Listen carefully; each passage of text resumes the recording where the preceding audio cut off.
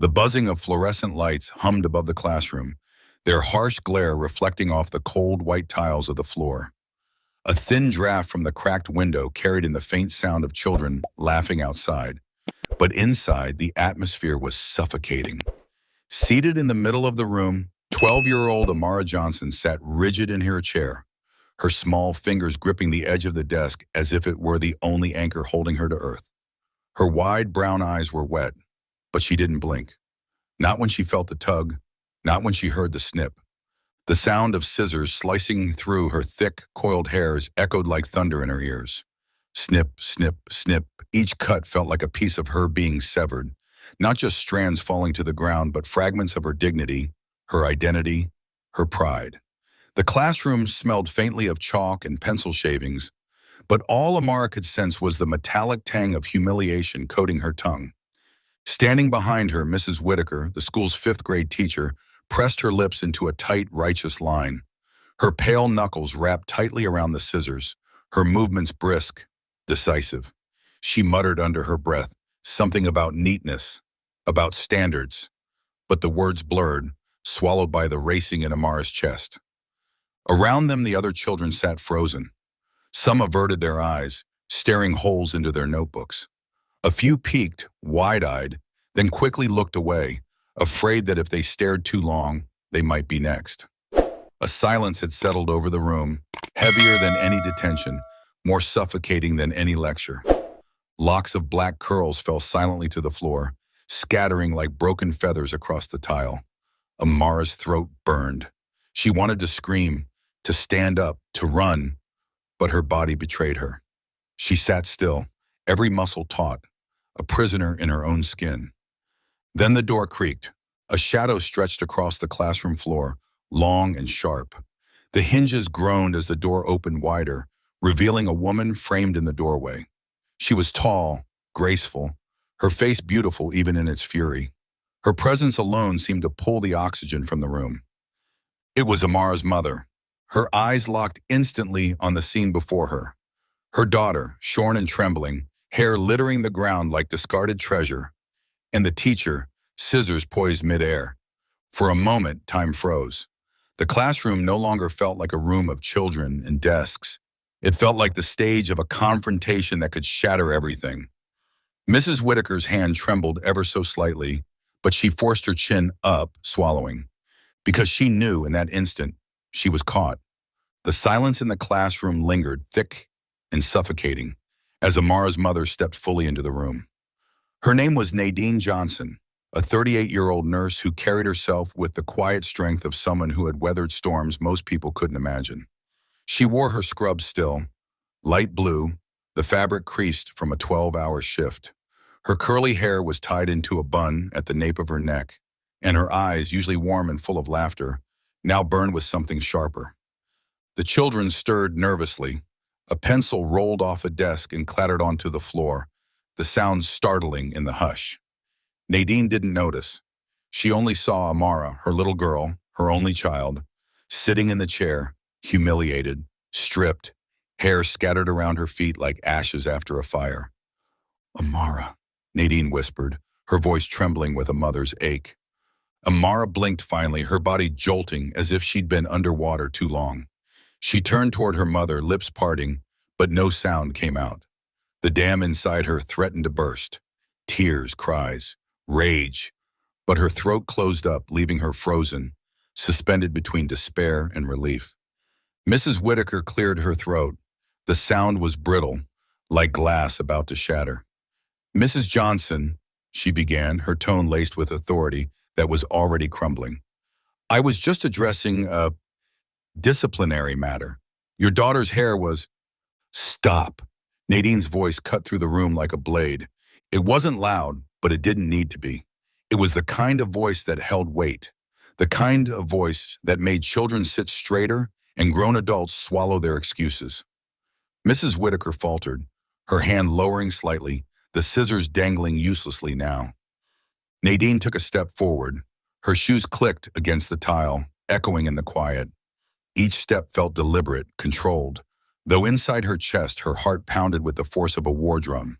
She had rushed here from the hospital after receiving a call, A vague, frantic message from another parent whispering that something was happening to Amara in room 205. She hadn't believed it at first, or maybe she hadn't wanted to, but the sight before her left no room for denial. Nadine crouched down beside her daughter, her hands gentle as they cupped Amara's trembling face. "Baby," she murmured, soft enough that only Amara could hear. "It's okay, Mommy's here." That was all it took. The tears came then, spilling down Amara's cheeks, carving silent rivers into her skin. She tried to wipe them quickly, embarrassed to cry in front of her classmates, but Nadine didn't let her. She pulled Amara into her arms, holding her tightly, shielding her from the stares.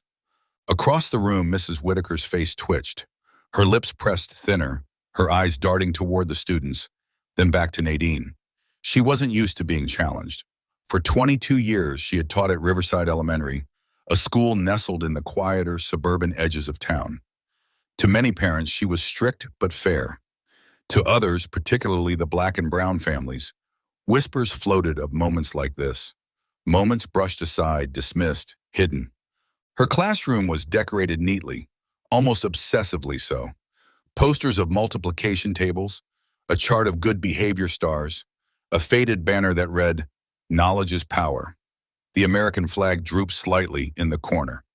Everything about the room screamed order, control, rules, and Mrs. Whitaker thrived in that control.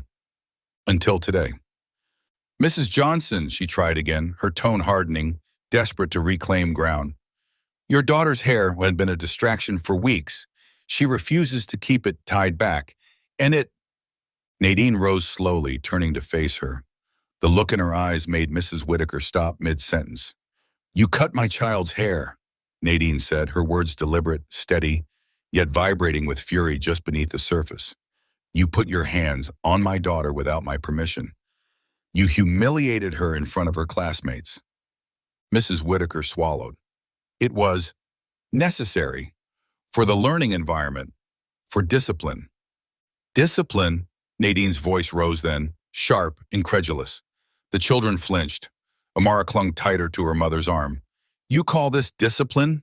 She gestured to the curls scattered like debris across the floor. "You call destroying a little black girl's crown discipline?" The tension in the room grew unbearable. Even the walls seemed to shrink closer, pressing in. The children shifted uncomfortably, sensing they were witnesses to something monumental, though they couldn't yet name it. For Amara, shame prickled her skin. Her classmates' stares burned into her, making her wish she could vanish, disappear into the cracks between the tiles. But at the same time, a flicker of something new stirred within her, a fragile ember. Because her mother was here now. Her mother was standing for her, speaking words she couldn't find. Nadine's gaze didn't waver from the teacher. "You don't get to decide what my daughter's hair should look like. You don't get to shame her into compliance because her beauty doesn't fit your standards." Her voice shook now, not with weakness, but with the unbearable weight of truth. Mrs. Whitaker's face flushed. She glanced at the students, at the curls on the floor, at Nadine's blazing eyes. For the first time in years, she felt the steady grip of authority slipping from her hands, and it terrified her. Nadine reached down, taking Amara's hand. "Come on, baby. We're leaving." Amara hesitated, glancing once more at her classmates. She saw wide eyes, saw pity, saw confusion. But then she felt her mother's hand squeezing hers, firm, protective, unyielding. And she stood, shoulders trembling, yet a little straighter than before. The two walked toward the door. The scissors clattered onto the teacher's desk, abandoned. But Nadine paused at the threshold, turning back one last time. Her voice was low, deadly, calm. "This isn't over." The words hung in the air long after they left, a promise and a warning. The drive home was quiet, too quiet.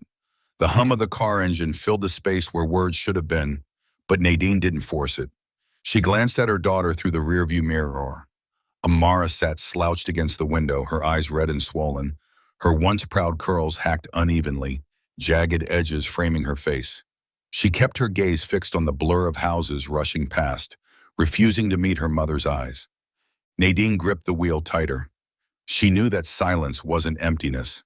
It was weight. Heavy, suffocating weight pressing down on a 12-year-old girl who had just been stripped of more than hair. She wanted to pull over, to cradle Amara again, to promise that everything would be okay. But she also knew promises meant nothing unless they were backed by action. When they finally reached their small two-bedroom apartment, Amara darted straight to her room, shutting the door with a soft but final click. Nadine stood in the hallway for a long moment, her hand hovering near the knob, her chest aching with the need to comfort. But she let her be. Instead, she walked into the kitchen, pulled out her phone, and began making calls. The first was to the principal's office. It rang 6 times before a voicemail picked up.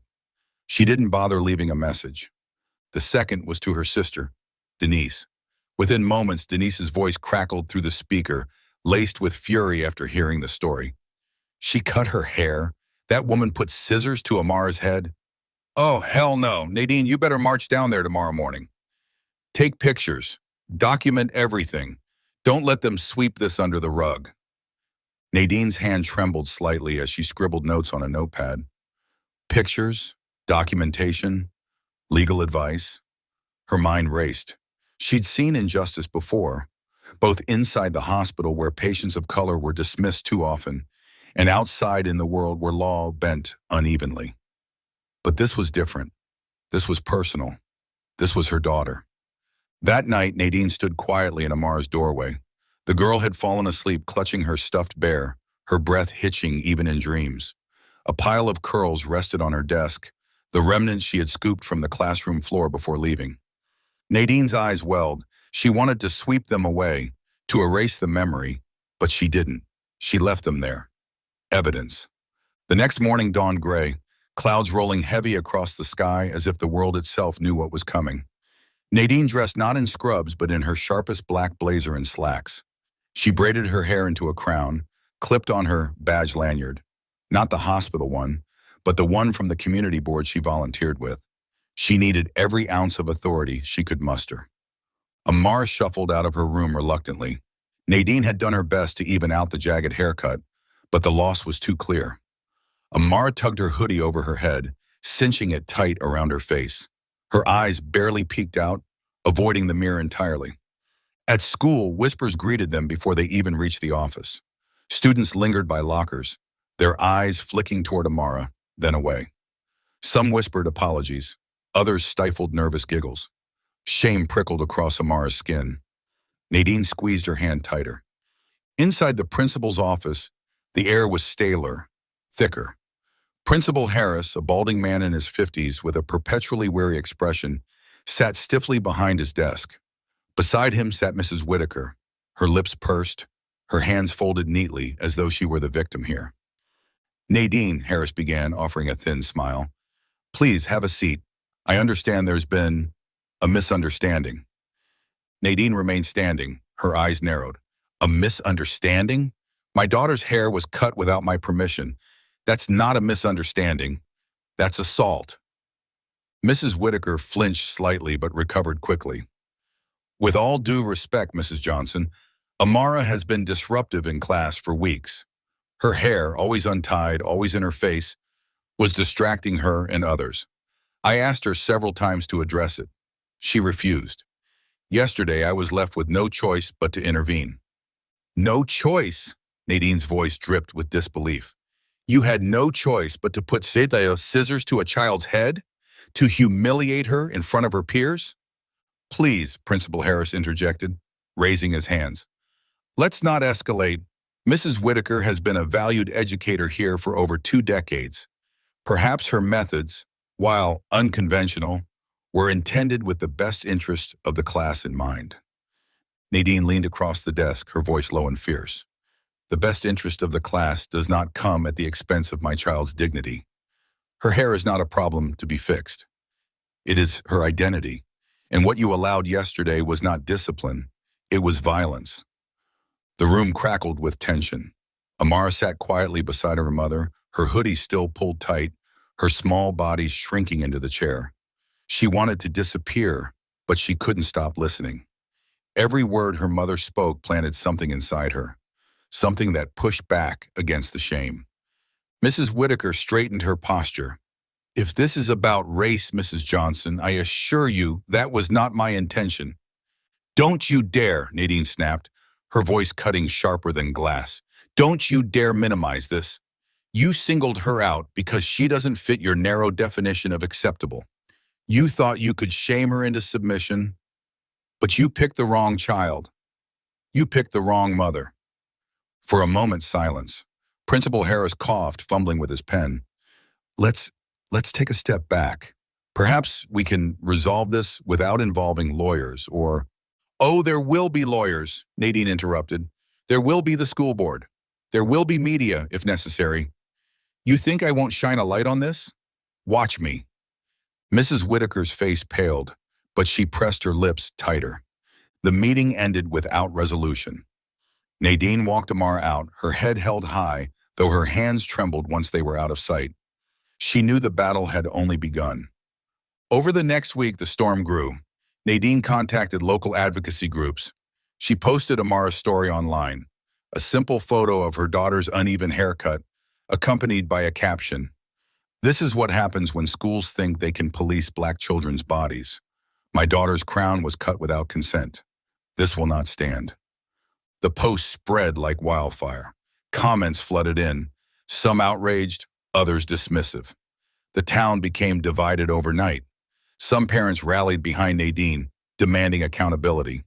Others defended Mrs. Whitaker, calling her a good teacher who only wanted to help. At school, Amara felt the weight of it all. Whispers followed her in hallways. Some kids offered quiet support, but others taunted her, mimicking scissor motions in the air. Each day became a battlefield, her hoodie pulled tighter, her steps heavier. One afternoon, Amara sat alone in the cafeteria when a girl named Lily slid into the seat across from her.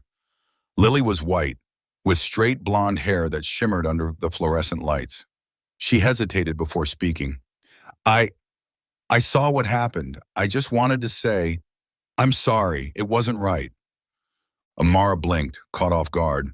For the first time since it happened, she felt a small flicker of warmth. Someone who saw her, not just the scandal. She nodded silently. But that same day, as Nadine pulled into the school parking lot to pick her up, she spotted Mrs. Whitaker walking briskly across the lot, whispering heatedly into her phone. Nadine slowed, lowering the window just enough to hear. Completely overblown, Whitaker hissed. She's just playing the race card.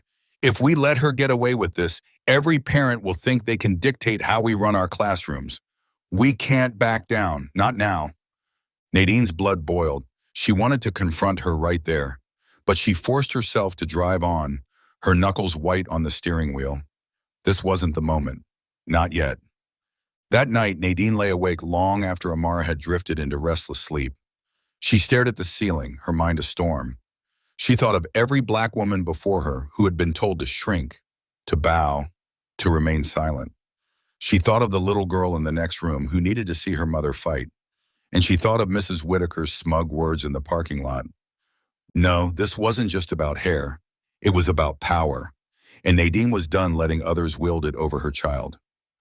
The next day, she marched into the district superintendent's office with a folder thick with evidence. Photos, statements, documentation.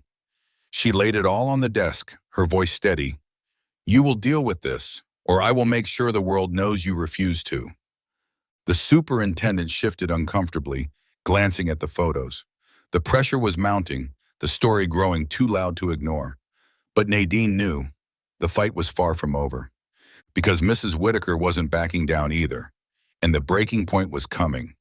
The auditorium buzzed with tension, the kind that crackled in the air before a storm breaks. Folding chairs scraped against the polished floor as parents, students, and reporters packed the room.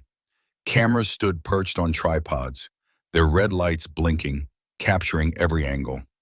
On the stage, a long table stretched across, occupied by the school board members, stiff in their suits. At the center sat Superintendent Myers, his brow furrowed, his fingers steepled as though prayer alone could guide him through this night. To the right of the stage, Mrs. Whitaker sat in her pressed navy dress, her silver hair pulled into a tight bun. Her face was a mask of composure, but her hands fidgeted in her lap, betraying nerves. Beside her sat her lawyer, whispering last-minute strategies. On the opposite side, Nadine sat with Amara. Nadine's blazer was sharp, her shoulders squared, but inside her chest, her heart hammered. She reached for her daughter's hand. Amara's fingers were small, cold, but she gripped tightly. She wore the braids Miss Tasha had given her, each one neat and perfect, her crown restored. But her eyes darted nervously across the room, shrinking from the sea of stares. The meeting began with procedural motions, words that meant nothing to anyone outside the board. The crowd shifted restlessly, the tension building. Then Superintendent Myers cleared his throat. "We are here to address the incident at Riverside Elementary involving Mrs. Whitaker and student Amara Johnson. Each party will have an opportunity to speak." Mrs. Whitaker rose first. She adjusted the microphone, her voice steady, rehearsed. "For over 22 years, I have dedicated my life to educating children with high standards in discipline. On the day in question, Amara was repeatedly disruptive, refusing to comply with classroom expectations. Her hair consistently obstructed her view and distracted others. My actions were not malicious. They were intended to maintain order and ensure her success." Murmurs rippled through the crowd. Some nodded, others scoffed. Mrs. Whitaker's lawyer leaned forward. "We urge the board to see this not as misconduct, but as an unfortunate misunderstanding blown out of proportion by social media." Then it was Nadine's turn. Daniel watched Maria's interviews with pride. He saw how her words resonated with people from all walks of life. He realized that her courage had given others permission to share their own struggles. Letters poured in from across the country, single mothers, fathers, and even children, all thanking Maria for giving them hope.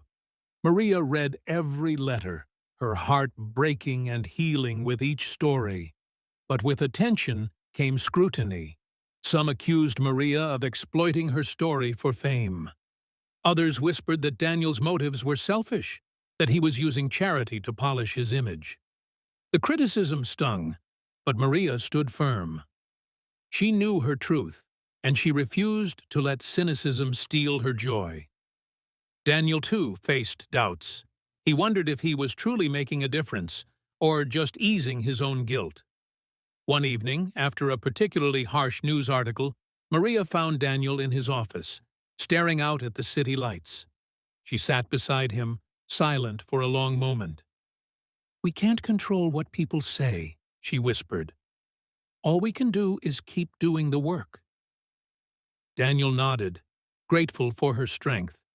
He realized that Maria's resilience was her greatest gift, not just to him, but to everyone she touched. As the months passed, Maria's role at the foundation grew. She traveled to other cities, helping to open new childcare centers and train staff. Mateo, now thriving in school, often accompanied her, his laughter a constant reminder of why she fought so hard. Maria met parents who reminded her of herself, tired, hopeful, desperate for a chance. She listened to their stories, offering advice and encouragement. Daniel, meanwhile, began to change the culture of his company. He implemented policies for paid family leave, flexible hours, and mental health support. He encouraged his executives to volunteer at the childcare centers, to see firsthand the challenges their employees faced. Slowly, the company transformed from a place of competition to one of community. Maria and Daniel's friendship deepened. They shared dinners, celebrated birthdays, and supported each other through setbacks. Maria taught Daniel to cook simple meals, laughing as he fumbled with the spices. Daniel introduced Maria and Mateo to the world of art and music, taking them to museums and concerts. Their lives, once so different, became intertwined in ways neither had expected. But not everyone was happy with the changes. Some board members resented Maria's influence, fearing she was leading Daniel astray. They questioned her qualifications, her background, even her motives. Maria faced their skepticism with quiet dignity, refusing to let their doubts define her. Daniel defended her fiercely, making it clear that her voice mattered. One day, a board member confronted Maria directly. "What makes you think you belong here?" he sneered. Maria looked him in the eye, her voice steady. "Because I know what it's like to struggle. Because I care. And because I'm not afraid to fight for what's right." The room fell silent. Daniel smiled, pride shining in his eyes. The confrontation marked a turning point. Maria's courage inspired others to speak up, to share their own ideas and concerns. The company became more inclusive, more compassionate. Employees felt valued, and productivity soared. Daniel realized that true leadership meant empowering others, not just making decisions from above. Maria's journey was not without setbacks. There were days when she doubted herself, when the weight of responsibility felt too heavy. But each time, she remembered the night she fell asleep on Daniel's shoulder, the moment her life changed forever. She drew strength from that memory and from the people who believed in her. As the years passed, Maria's impact grew. She became a sought-after speaker, her story inspiring policy changes and new initiatives across the country. She never forgot her roots, always returning to the daycare to spend time with the children. Mateo grew into a kind, confident young man, proud of his mother and the legacy she was building. Daniel, too, found fulfillment. He stepped back from day-to-day operations, focusing on philanthropy and mentorship. He and Maria remained close, their friendship a testament to the power of empathy and trust. Together, they proved that redemption was possible, that even the most unlikely connections could change the world. One spring morning, Maria received a letter from a woman named Evelyn, a single mother in a small town hundreds of miles away. Evelyn wrote of her struggles, working 2 jobs, barely making rent, feeling invisible. She'd seen Maria's interview and found hope in her story. "You made me believe I could ask for help," Evelyn wrote. Maria wept as she read the letter, remembering her own darkest nights. Maria decided to visit Evelyn's town. She met with local leaders, parents, and teachers, listening to their needs. She helped them set up a community childcare program, using the model she and Daniel had built. The project faced resistance, but Maria's determination and empathy won people over. She stayed until the center opened, hugging Evelyn as children filled the bright new space. Back in the city, Daniel watched Maria's work with admiration. He realized that her impact was spreading far beyond anything he'd imagined. He began to see his own privilege in a new light, understanding that true justice meant sharing power, not just resources. He started mentoring young entrepreneurs from disadvantaged backgrounds, helping them build businesses that served their communities. Maria and Daniel's friendship continued to deepen. They shared their fears and hopes, supporting each other through setbacks and triumphs. Maria confided her worries about Mateo, who was now a teenager facing his own challenges. Daniel listened, offering advice and encouragement. He became a mentor to Mateo, teaching him about business, but more importantly, about integrity and compassion. As Maria's influence grew, she was invited to speak at a national conference on poverty and social justice. She stood before a packed auditorium, her voice steady as she shared her story. She spoke of the night she fell asleep on a stranger's shoulder, of the kindness that changed her life, and of the power of community. Her words moved many to tears, and she received a standing ovation. After the conference, a government official approached Maria, asking for her help in designing a national program for affordable childcare. Maria was stunned, but Daniel encouraged her to accept. "You have the experience and the heart," he said. You can make a difference for millions."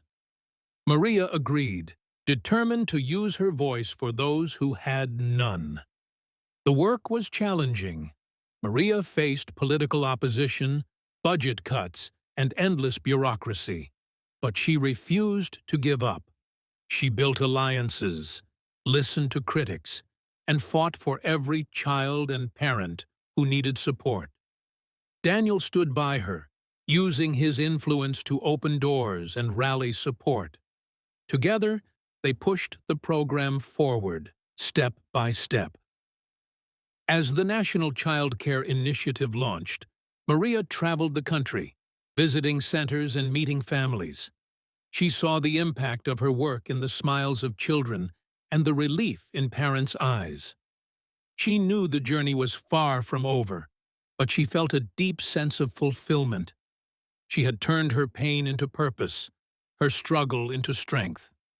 Daniel, too, found new meaning in his life. He continued to support Maria's work, but also focused on his own growth.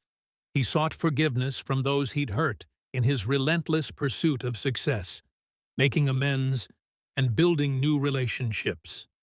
He learned that redemption was not a destination, but a journey, one that required humility, courage, and a willingness to change. Maria and Daniel's story became a symbol of hope and transformation. Their friendship, built on trust and mutual respect, inspired others to look beyond stereotypes and see the humanity in everyone. They proved that a single act of kindness could spark a movement, and that true justice was rooted in empathy and action. As the years passed, Maria's work began to change the national conversation about poverty and single parenthood. She was invited to testify before Congress, her voice steady as she described the daily realities faced by millions. She spoke not just for herself, but for every parent who had ever felt invisible. Lawmakers listened, some for the first time truly understanding the stakes. Daniel sat in the audience, pride and awe mingling in his heart. He remembered the woman who had once fallen asleep on his shoulder, and marveled at how far she had come. He knew that his own transformation was just as profound. He had learned to listen, to share power, and to use his resources for good. He had found redemption not in grand gestures, but in small, consistent acts of kindness. Maria's testimony led to new legislation, expanding access to affordable childcare and support for working families. The bill passed with bipartisan support, a rare moment of unity in a divided country. Maria was celebrated as a hero, but she remained humble, always reminding people that change was a collective effort. Despite her success, Maria never forgot her roots. She continued to visit the original daycare, spending time with the children and staff. She made sure the center remained a place of warmth and welcome, where every child felt valued. Mateo, now a young man, volunteered there as well, mentoring younger kids and sharing his own story of resilience. Daniel's company flourished under his new leadership style. Employees felt empowered and supported, and the company's reputation soared. Daniel used his influence to advocate for corporate responsibility, encouraging other business leaders to invest in their communities. He became a sought-after speaker, sharing the lessons he had learned from Maria and the families they served. One evening, Maria and Daniel sat together on a park bench, watching the city lights twinkle in the distance. They talked about the journey they had shared, the obstacles they had overcome, and the lives they had touched. Maria thanked Daniel for believing in her, for giving her a chance when she needed it most. Daniel shook his head, his eyes shining.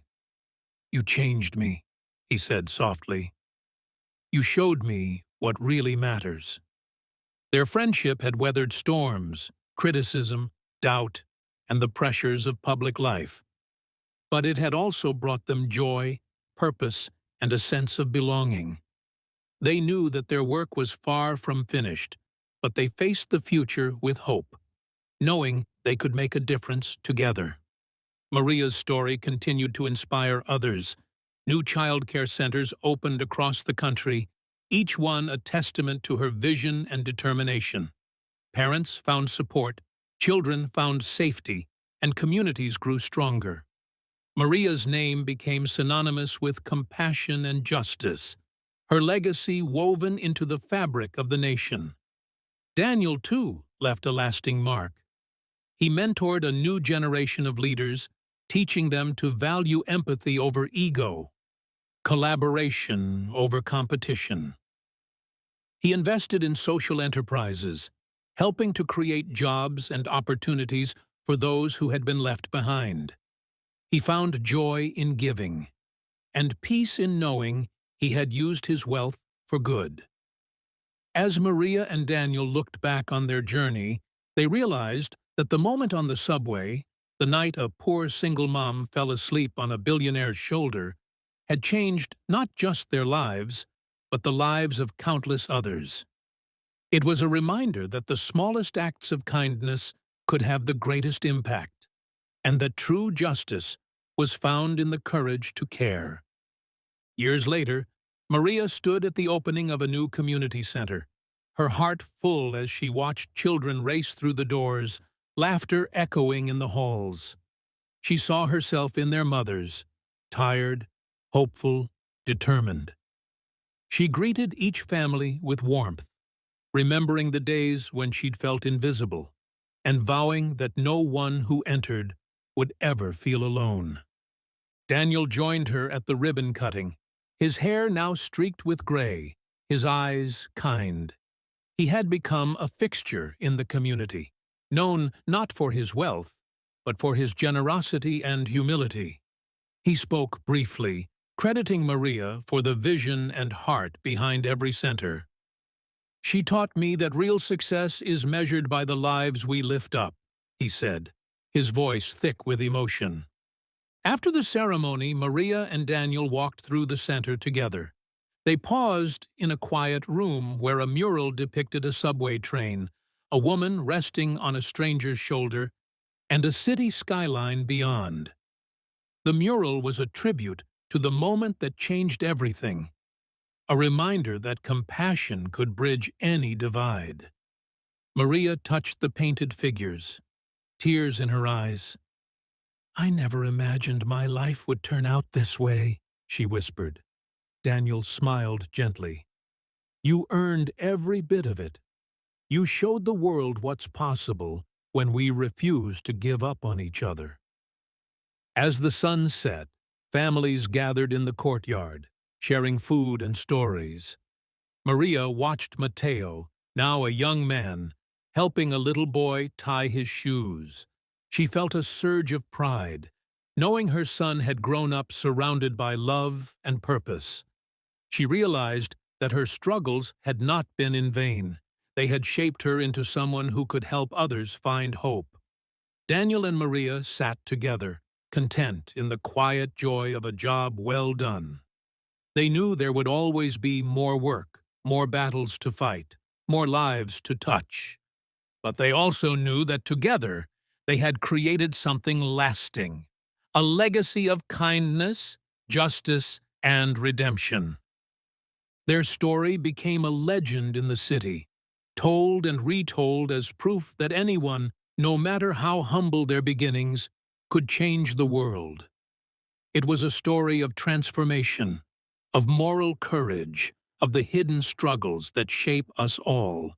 And it was a story that reminded everyone who heard it that sometimes the most extraordinary journeys begin with a simple act of kindness.